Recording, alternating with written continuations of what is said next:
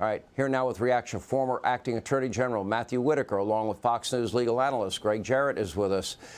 Good to see you both. Gregg, let's get your take. I think you agree with me. Abbe Lowe's the real deal. He got off Senator Menendez. He got off John Edwards.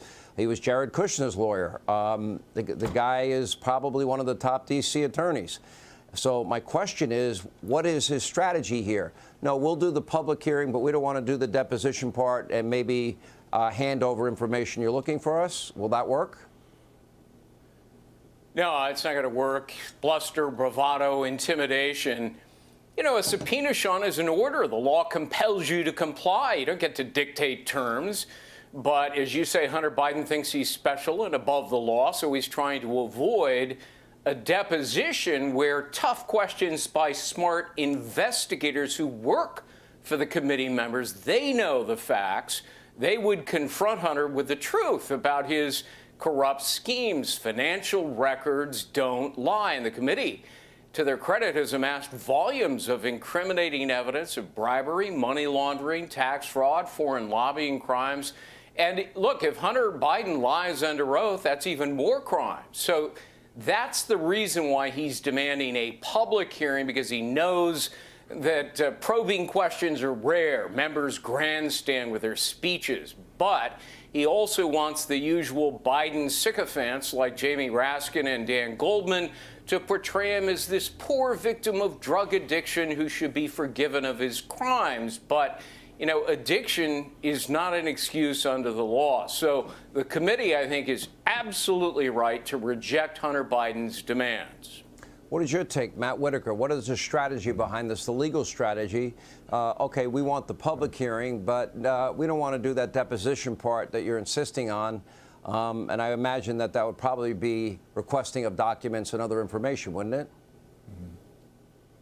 Yeah, it would be. And remember, Abbe Lowell knows exactly what he's doing. He knows that the weakest part of this case is if his client has to sit down for directed questioning from a counsel of the majority that can ask a line of questions and not be interrupted every 5 minutes by the rules of the committee if it was public. And so, you know, this is just one part of their defense. Obviously, they're still facing potential tax charges in California. There are the gun charges pending.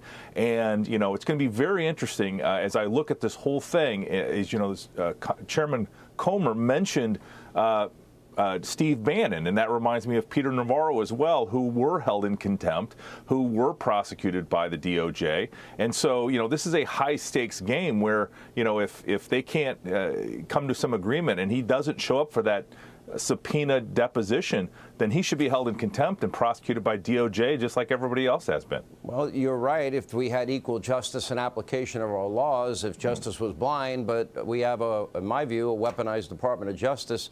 You know, God only knows what would happen, but I would tend to think that Hunter would not get the same treatment as Bannon or Navarro, in my view. Let me ask you, Gregg Jarrett, as Hunter now goes forward with this, and when we talk about all of the suspicious activity reports, they have identified tens of millions of dollars in businesses. They can find no services rendered for all of this money. 10 Biden family members benefiting financially. Then you have to me, the cut and dry case is the Burisma case. Hunter admits he has no experience in energy, but he's got two massive energy conglomerates, one in Ukraine, one in China, paying him a fortune for what? At a time when he acknowledges he was addicted to drugs, at a time he acknowledges he had no experience. Why would they ever pay for Hunter that type of money? They wouldn't. It was an illegal quid pro quo. And, you know, the evidence is overwhelming, Sean, that Hunter sold his dad to the world. China, Russia, Ukraine, Romania, other countries over which Joe Biden exercised influence. He was bought and paid for, if you will. And the family got enormously rich by selling out America in what has to be the biggest bribery scandal in political history. 150 suspicious activity reports, as you point out, prove that tens of millions flowed to Biden-controlled shell companies, then funneled to family members. Devon Archer confirmed they were selling influence and access to Joe. He aided and abetted his son's schemes in the Burisma scandal, conferring promises in exchange for money.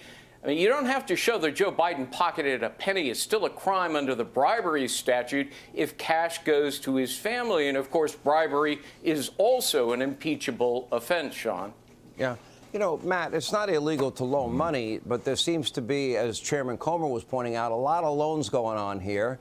I would imagine that if a loan was made, there would be some record of it. If it wasn't written down as a loan, certainly there's got to be a date, a time, a method of payment that would back up that claim, right? Yeah, not only that, you would expect a promissory note. It's the only way you could enforce that kind of debt ultimately. And, you know, the other thing that I'm reminded of, if there's no interest in all these loans, if nobody's paying interest, they're paying principal back, that appears to be just a cover-up for these transactions. But remember, I think exhibit number one that Hunter Biden needs to answer the question about is that text message that he sent his own daughter where he asked, she just should be happy that she doesn't have to give 50% to her own dad like Hunter has to. And so I think that's where the committee, those types of questions are why this deposition needs to happen on the 13th. Well, I want to know if the $5 million loan was real, that was forgivable with no interest. I want to know if that's the case. And if it is the case, then I want to request from both of you that you give me those terms and $5 million. I'm sure you would do that every day of the week, right? Because the minute you gave it to me, I would say, thank you for forgiving this. You're not getting paid back. Yeah. We'll see if that all pans out as well. Matt Whitaker, Gregg Jarrett, great to see you both. Hey, Sean Hannity here. Hey, click here to subscribe to Fox News YouTube page and catch our hottest interviews and most compelling analysis. You will not get it anywhere else.